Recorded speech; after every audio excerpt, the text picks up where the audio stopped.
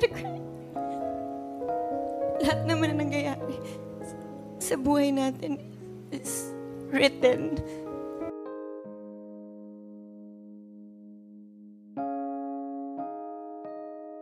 Trending na naman ngayon ang aktresa at It's Showtime host na si Kim Chiu sa lahat ng social media platform. Ito nga ay matapos mag-breakdown ni Kim Chiu sa Valentine's Day episode ng Especially For You. Naantig kasi si Kim Chiu sa istorya ng kanilang searcher na si Mami Fe. Si Mami Fe nga ay isang balo na naghahanap ng bagong magpapasaya sa kanya matapos ang pagpanaw ng kanyang asawa. Matapos ngang ikwento ni Mami Fe ang pinagdaanan nila ng kanyang asawa, ay isa-isa na nagbigay ng payo ang mga host na sina Vice Ganda, Bong Navarro, Karil at Kim Chiu kay Mami Fe. At dito na nga nag-umpisang maging emosyonal si Kim Chiu nang sabihin niya ang kanyang payo para kay Mami Fe. Pagpapayo ni Kim Chiu kay Mami Fe, hindi naman yon by chance or by accident.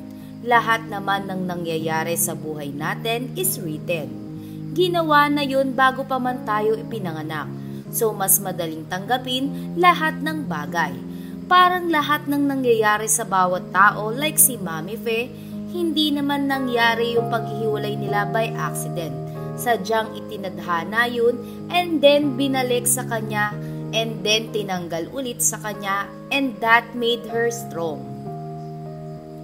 Matapos nga ang sinabing ito ni Kimi ay agad itong sinang-ayunan ni Meme Vice at sinabing and hopefully ma-realize natin kung bakit yun nangyari.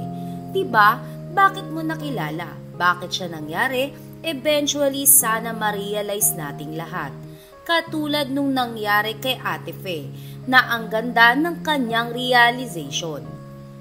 Matapos nga ang sinabing ito ni Vice Ganda ay agad itong nagbiro at pinuna sina Kim Chiu at Karil Yuson.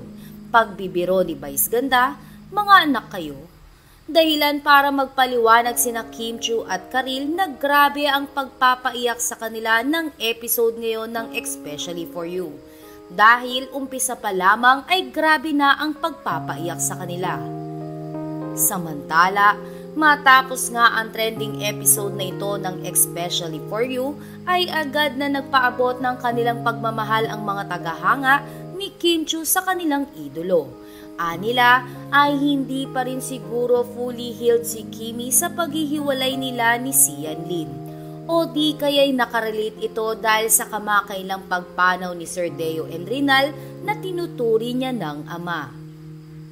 Hiling naman ngayon ng mga fans ni Kim Chiu na sana ay matamo na ni Kim Chiu ang matagal nang inaasam ng kanyang puso. Nang sa gayon ay muli nilang makita ang napakasaya nilang idolo.